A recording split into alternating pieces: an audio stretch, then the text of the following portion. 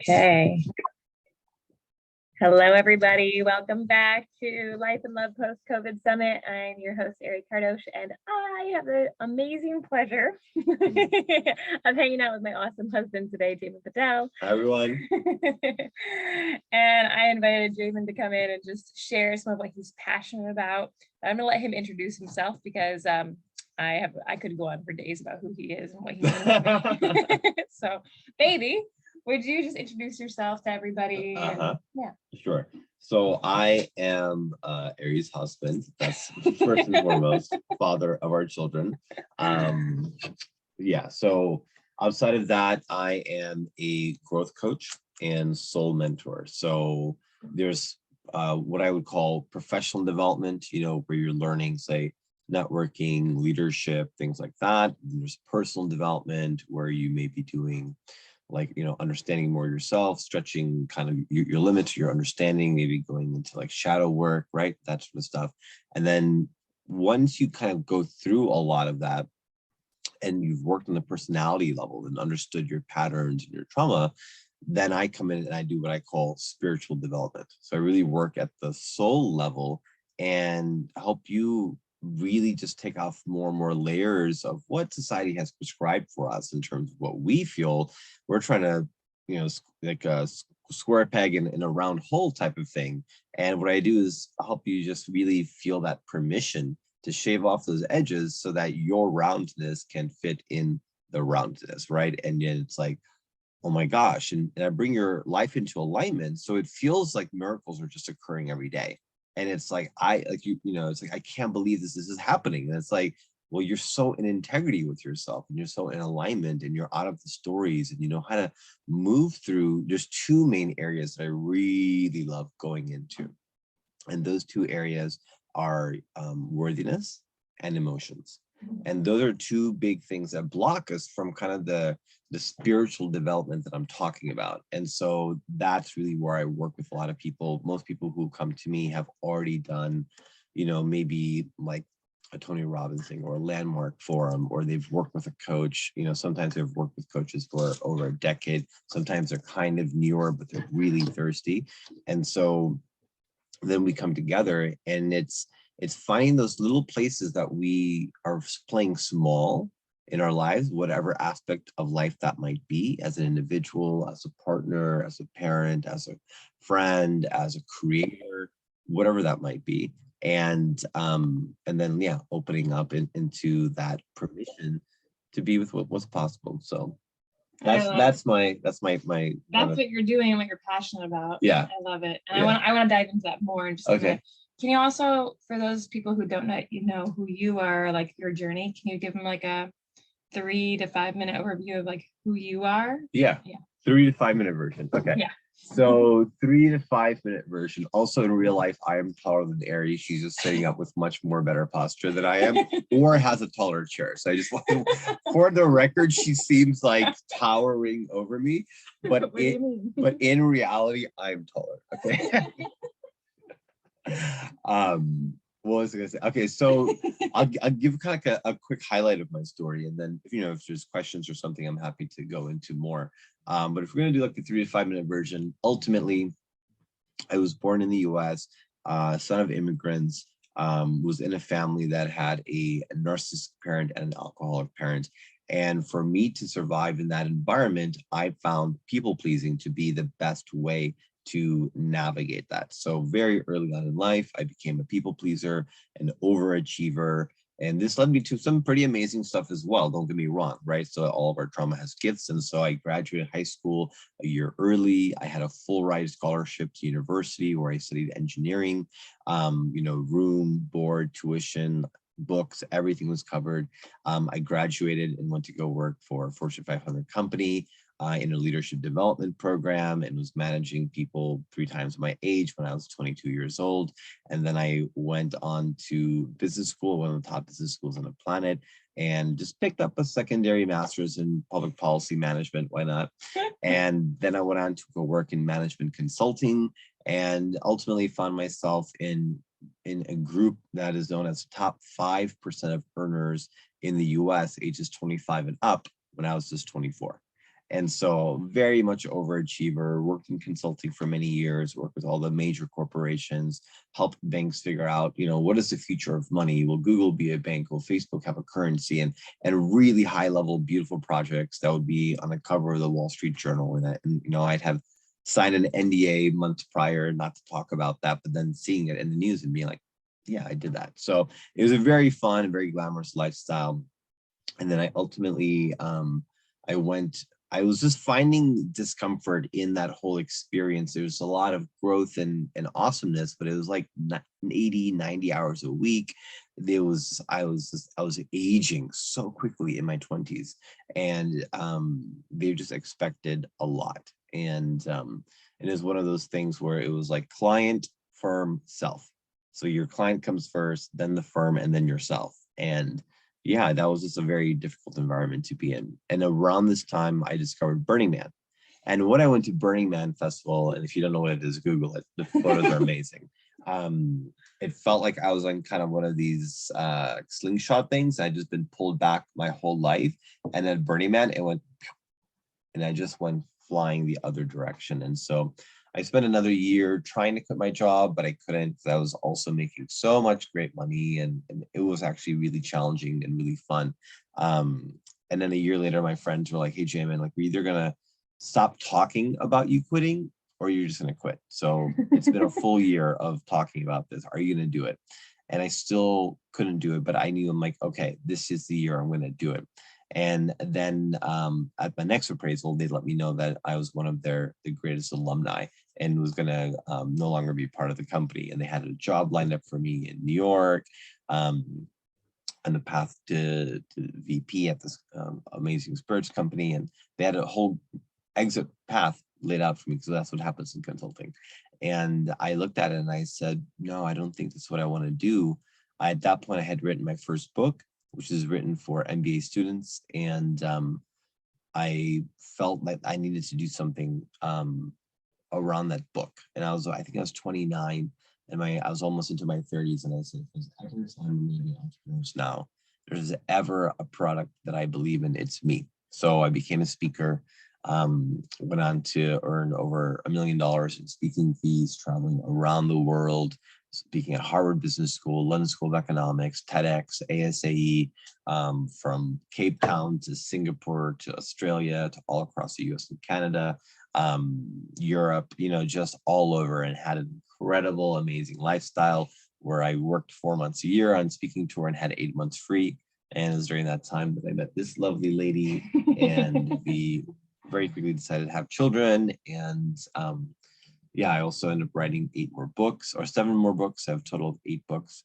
And ultimately what I'll summarize this whole journey with is that in this time, over the last decade, I have found personal growth work to be such an important aspect of me opening up my life and being able to live in a way that's in integrity. And so I have actually invested at this point well over, not counting business school, but well over $300,000 into getting coached by some of the best coaches on the planet. And by doing all of that deep work, I've been able to switch this kind of, I'm a recovering people pleaser, as people like to say, but more I've been able to switch this overachiever energy into what I call a high achiever. And I'll just quickly talk about the difference, and we can open up into whatever. But in a high achiever energy, there's like a need for validation. It actually comes from a little place of like not good enough, needing more, needing more. And that's when I was just like always doing everything and being the shiny one and all this sort of stuff. And for me, the high achiever energy is actually coming from a place of abundance. And one of my mentors, who's Bill Kauth, the founder of Mankind Project, which is an amazing organization.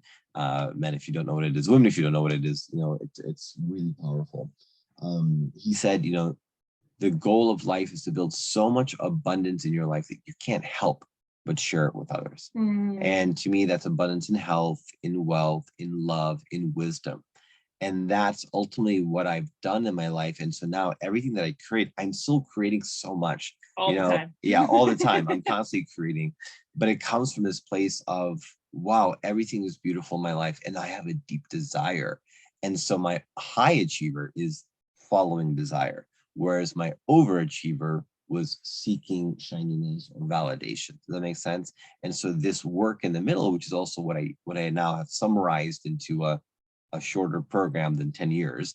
And that's actually what I teach in my programs for people who are high achievers and want to, or, see themselves as a high achiever, but might have overachiever tendencies, and bring healing to that and really come into a place where they're in full acceptance and happiness and shift into their desire. That's beautiful. Yeah. Thank you. That was like my 7 minutes or 8 minutes. That was perfect. Yeah. Perfect.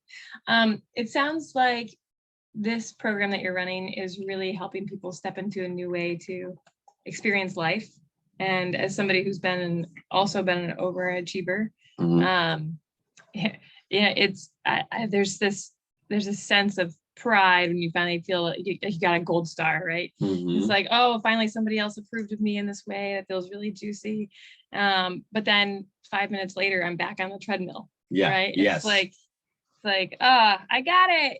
Okay, now what's next? So I can get the next gold star, right? Yes. That's very, very common for so many people. Yeah. And so I want to bring it back to the theme of this event specifically is when a lot of people are starting to realize more about their patterns and how they've been really in constriction, or the things they've been doing haven't been working for them. So with that in mind, and then with them now deciding to step out and try new things or push a new edge, or not even in like an aggressive way, but how can they have more fun and be more connected to themselves, more connected to the people around them? How do you help people do that? Yeah, great question. So, you called it a treadmill, so I'll just kind of go with that. So when you're on the treadmill and you find yourself feeling good and you get the achievement, and you like put your legs on the side, and just kind of take a breather, but then you kind of get back on. What happens is that when you're off the treadmill, then you're all of a sudden in silence. You're in stillness. And we're so used to being on the treadmill because that's how society is. It's like most universities, in the 70s were actually built, 60s and 70s were built to just kind of be like factories. Okay. If you see some of these buildings, like they're meant to be like factories and people movers and commoditizing education. And so we're just used to forward movement all the time. And so what happens is when we do choose to get off the treadmill, before we can get to the place where that stillness becomes happiness and acceptance, and then desire can arise, right? So that takes a little bit of time. What happens right away is when we stop, we're not used to not being in forward motion. And that's where the two things that I love working on come up. And those are worthiness and emotions. So as soon as we get off the treadmill, all of a sudden it might be like, well, if I get off the treadmill and everyone else is going to get more miles than me, then I won't feel worthy. Other people will beat me, right? So immediately worthiness comes in. It's like, I better get on this treadmill. Like, what am I waiting for? Okay, I had a spa day, or okay, I had a day with my girlfriends or my guy friends, or I went a solo hike in nature. Good, gold star. Get back on the treadmill. You're not worthy to just have a month off or a week off, right? And then if our systems do need a month off or a week off, then we call it depression, because we're in constant rejection of what it is that we really need. And we're judging that as not being the thing that's keeping us on the treadmill, getting the points. And our body's just used to that. So the first thing that stops people from just being able to come into that stillness and say, oh, now I want to be on the treadmill, and then jump on with conscious choice, is that they have to navigate through worthiness. Yeah. And you have to just feel worthy in that time. And that comes from a lot of different things, right? So it comes from spending time with people who give you that permission and see you in that and hold you in that, because you're going to be like, I think I should get on the treadmill now. I think I should get on the treadmill now. And then you need people to be like, no, like, you're fine. You're worthy. You're great. You got this. We love you. We're holding you. So, you need that. But what happens is we've all been raised with a story, then we go to each other, and then now we're all corroborating that story for each other, right? And especially if you might be in what are like kind of hyper masculine areas, like city centers or commerce centers, like New York, it's very much like about the hustle. What are you doing? I'm working on this. And then you feel like oh my gosh, I'm not doing enough, right? And so we're all in this narrative. You watch TV and it's just like vacation homes and gourmet meals, and it's just like everything you don't have, right? So the economy, the actual economy that we're in, runs on making us feel like we're not enough, so that we go be productive for society to earn more and then spend more and then be productive for, and so that's what we're around constantly. Everywhere you look, there's some layer of that. So one way is to just come into a different space, and that's what I've created in Fully Lived, is kind of this space where they're all, you know, high achieving leaders in what they're doing, but they come in and they're like, I need to open the hatch because all this stuff is going on. I'm exhausted being on the treadmill and I don't know how to be off. And then people around them are like, we see you and you're so worthy, and all that sort of stuff. So that's the worthiness piece. And along with worthiness, I'll also say there's receivership. So then another narrative that's going on is you got to give to be worthy. And and if you give enough, then maybe you can receive. And so I think if you remember a couple of years ago, I had gone on a solo date, right? So I love taking Ari to very fancy hotels. That's just like, we have some pretty epic adventures. We have some epic adventures, and fancy hotels are just, you know, they're works of art, in my opinion, right? So it's not about like, oh, look, I'm spending this. It's like, we're going to be in this gorgeous space that somebody has created. And there's like the food, the service, the materials of the couch, the placement of the plug, like it's so thoughtful, and you just feel like, oh my gosh, you know. And so I love that feeling. So we share that. And a couple of years ago, when I was really getting into this work, I took a solo date, and I was like, I'm just going to go alone, because I only felt worthy to be in that 5-star hotel if I was taking Ari. If I was sharing that, if I was giving it as an experience to Ari, then it's okay for me to tag along too. and so this is just an example, just to illustrate, right? And so getting some hearts, so it looks like it's resonating. But like, I said, okay, I'm going to go. So I saw this hotel, which is actually one of my most amazing favorite hotels on the entire planet. And I just saw a video, an image of a friend who had gone there. And I was like, my soul was like, I need to be there. I love beauty. Beauty is one of my major values. And so I went. And I went, and I told Ari, and you know, I showed her, and I just spent that time being there and eating at the nice restaurant, and I was all alone.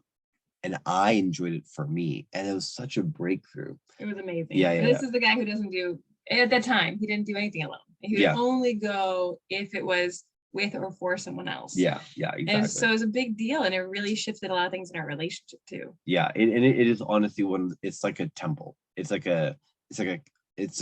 so beautiful, you know, and to just be in that allowed me to work on what I call my receivership. And I've done this with my clients as well. You know, when I had clients here in Bali for my private kind of one-to-ones and my inner circles, I would take them to the same hotel and let them know that they can enjoy and experience all of these things. And it was profound for them. Yeah. So it doesn't have to be a 5-star hotel. It could be a nice meal. It could be getting that fresh squeezed orange juice, you know, even though it's $2 more than the, you know, other orange juice. It's just like allowing yourself to receive. When you can allow yourself to receive more and more and feel that inherent worthiness, that's just one other trick to work on the worthiness. And for me, it's all about multimodality.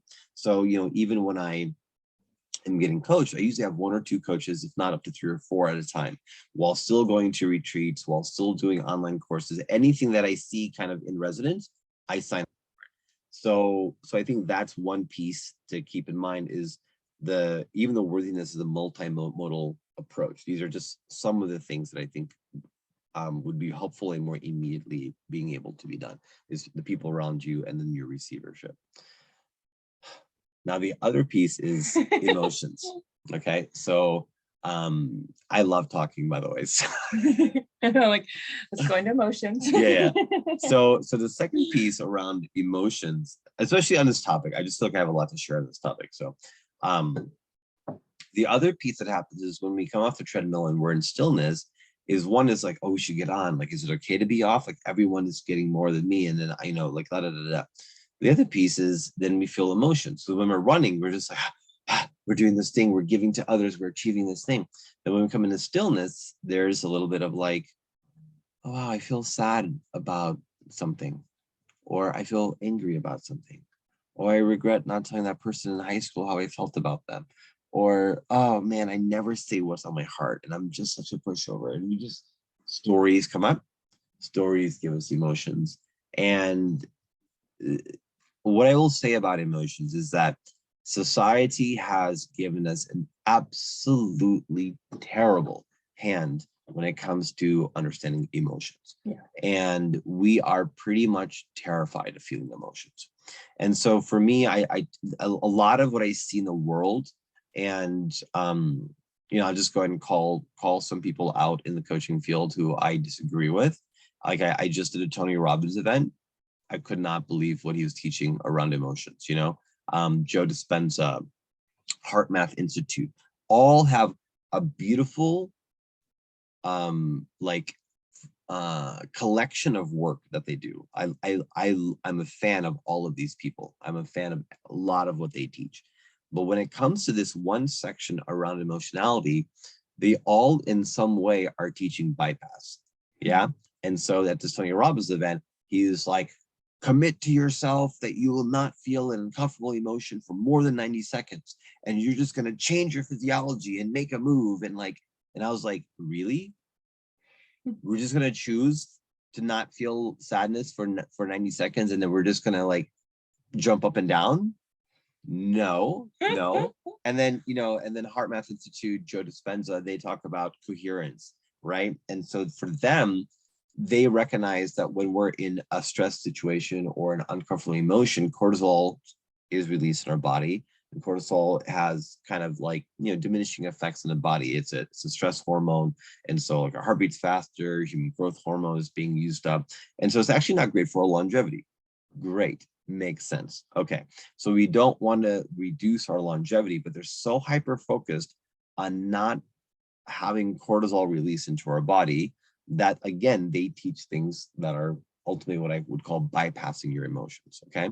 So what we see in leadership around emotionality is emotional management, which is just a exacerbation of what we've all been given in terms of emotion, which is like, yeah, don't feel emotions. It's not okay.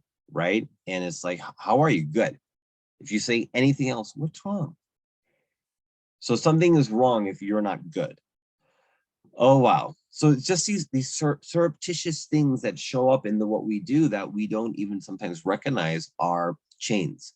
Yeah, they're just chains that society shows us. So I just want to add that they're all learned chains. They're all learned. We knew how to be with our emotions when we were kids. I mean, if watch any child, they naturally know how to be with their emotions and how to feel them and release them. And it's like, I like to call this the emotional potty training. We need to go back and learn these potty train skills that we weren't given by our caregivers, by our education system. They just weren't there. So what we did learn was hold it all in until you, for lack of a better phrase, shit all over everybody else. Yeah. Explodes, right? Yeah. And I know that you teach this stuff because it's been so important for us and individually, and then with our clients, like it's huge. This is a key foundation of something that we don't miss when we're coaching, because it's important to both of us.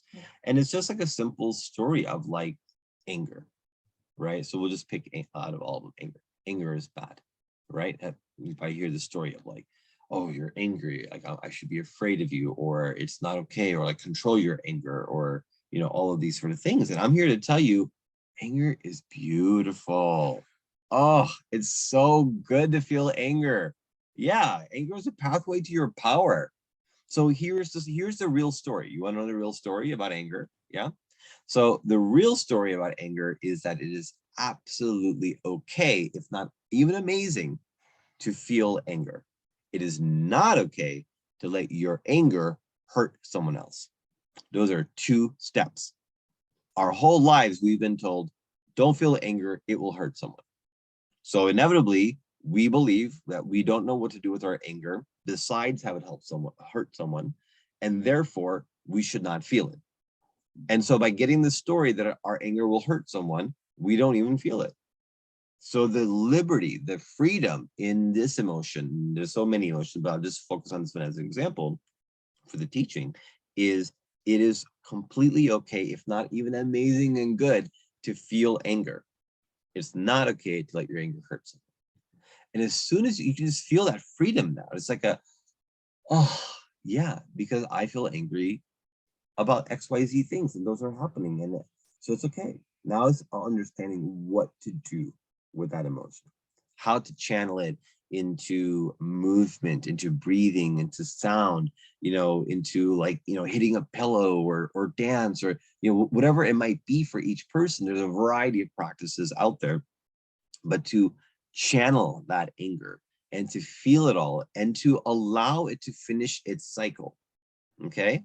And once the emotion finishes its cycle, do the Tony Robbins thing, do the Joe Dispenza thing, do the heart math meditation, do those things, because that's going to bring you back into a positive state. I agree with that. But to not allow that emotion to finish its cycle and then bypass, it's bad news. It's bad news. And I'm actually just like, I'm shocked that these incredible teachers don't go into that. And so, and then the second piece around that is it's not okay to let your anger hurt someone. And this is the stuff that takes practice, right? And so it's like, okay, if you're going to be off the treadmill, how's this feeling? Do you want to learn how to not let your anger hurt someone, or do you want to jump back on the treadmill and avoid your anger?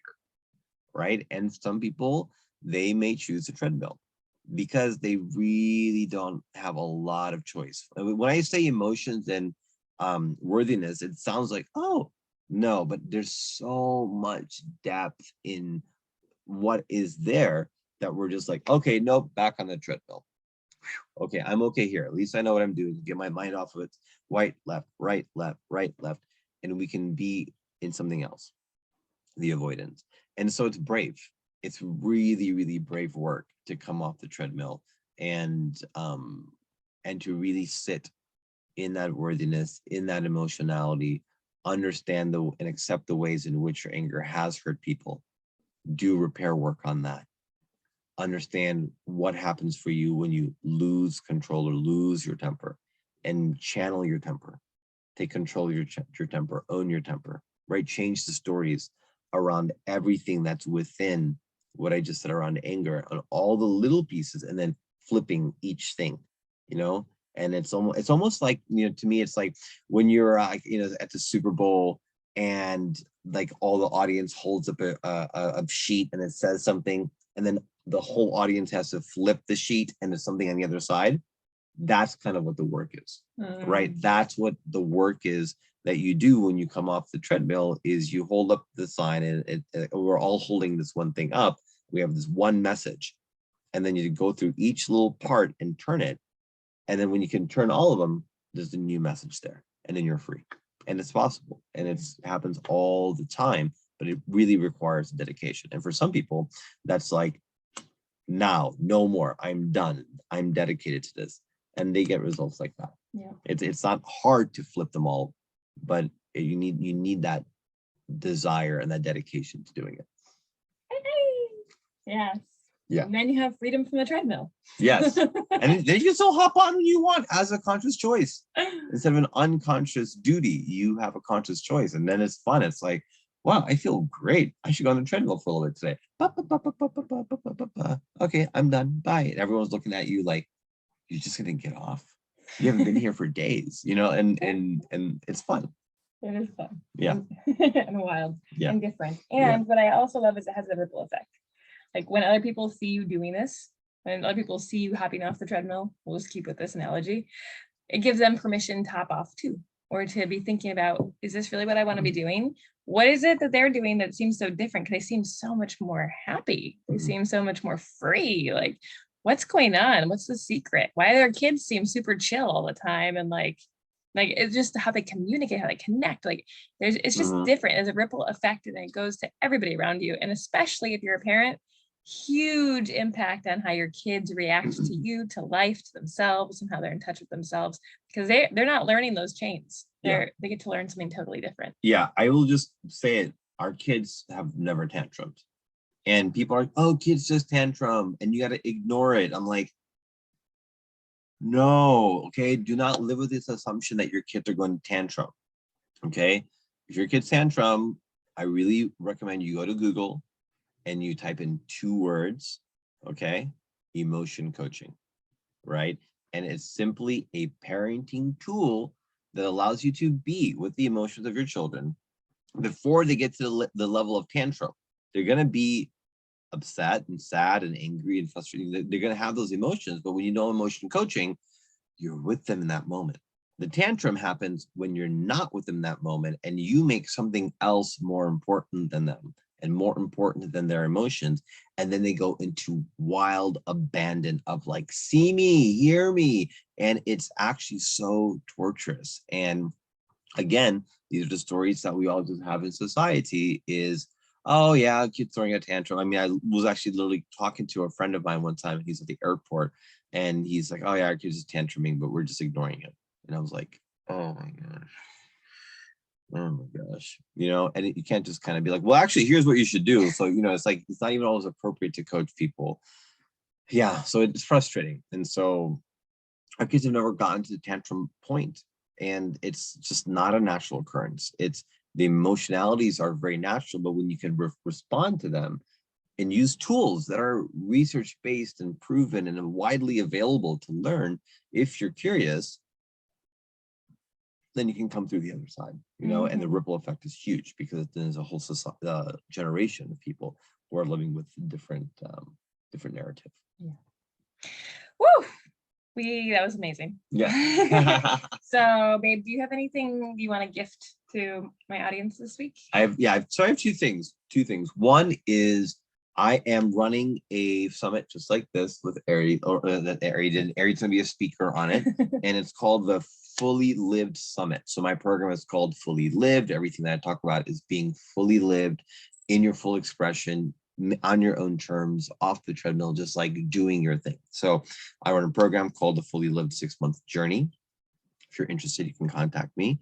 And I am running a free, no sales event called the Fully Lived Summit. It's April 3rd through 7th. We have 18 plus speakers. We have people who are running 7- and 8-figure businesses, best-selling authors, people who are living in a van, traveling around, you know, the world. We have witches, we have, you know, doctors, we have like medical, we have just like the most plethora of people living a life that's fully lived, and they're not all white men billionaires. You know, it's like it's so diverse, and it's just people who are living this beautiful life, like creating permaculture gardens and doing earth music as they travel the world. Like, it's incredible the life that some people are living when they're in that freedom. So it's just learning their background stories and getting advice. It's like, hey, getting access to 18 plus mentors that usually these folks would, you know, be thousands to get some of their time. So and they've just been very sweet people in my network who are my friends and said, yeah, I'm willing to shine and share my stories. So we have that. And then the actual giveaway for this is I've, you know, I feel like there's a lot of times I'll go to bed and my mind will be thinking, what is it that I have to give to the world? Like, how do I make the world better? Anyone relate to that? Yeah. So one day, oh my God, what was it? Maybe 2.5 years ago now, I was in my room. I was just thinking, and then all of a sudden this stuff started coming through me, and I wrote it out, and then I held on to it like, oh my gosh, this is huge. And then it was maybe even a full year later that I taught it for the first time at my mastermind. And people were literally like, I think you said this, right? You're like, babe, this is really good. Are you sure you created this? Like, and so it's like this way of looking at all of these life's pieces. If you're like thinking, wow, well, when I orient my life towards success or love or impact or power or sex, it still feels incomplete. It's yes, because those are not the goals of life. Those are all building blocks on the path to the goal of life. And so I have this thing called the Diamond Path to Life Mastery that shows how all these pieces interact and interconnect and how to have more of all these things in your life. And so is a masterclass that I usually charge $100 for. And the replay of that is going to be Shared with shared with everybody. So I don't know where the link magic will happen. It'll happen in your email, in the comments below, in the guides replay. Yeah. So all So that's there. you can send for that and get free access to that. And people have said, as I've been teaching that like literally people are like, no, like don't stop. This is better than sex. I mean, it's hilarious when people see this. It's something that once you see, you can't unsee it, and it'll give your system like a calm and a relax of like, oh wow, this is what life is about. Oh, okay. Like it makes it more accessible, and it takes away so much pressure that society has put on us. It's like a tool to open up the door. It's like a key to the door. Yeah. Thank you. Thank you. And for those people who are just listening in, how do they find you? I'll post your links, but how do they find you? Yeah, I the main thing is Facebook. Facebook is where I kind of post the most and with most heart, and I'm most connected. I'm also on Instagram. I'm also on LinkedIn. Instagram is I am Jaymin J Patel. Facebook is facebook.com/Patel Jaymin J. And then you can also go to jayminjpatel.com, and you can see some different things that are on there that may be helpful. And then if you're interested, links are all in my bios and things for both Fully Lived Summit, which is simply fullylivedsummit.com, or the Fully Lived program. So it's all there. It's all there. We'll if put you look all up the my links. name and Fully Lived, and you'll find it'll it. come up. And we love to connect, and Jaymin's really great at responding. So Yeah. if you are having a question or a curiosity or something in what he shared is really like stirring something inside of you, reach out. You can comment in our group, or you can just reach out to him directly. Yeah. So thank you so much, babe. Love you. Thank you everybody for tuning in. Thank you. And those of you who want more, Jaymin and I are going to do a talk together about our relationship stuff tomorrow on closing day, right before the closing call. So we'll get a chance to share some sneak peeks into what we do that keeps our relationship spicy, juicy, wonderful. I want to end taller than you. Okay. I think you have to. I think your chair is The chair is taller. taller. Okay. All right. Bye, everybody. Bye, everybody.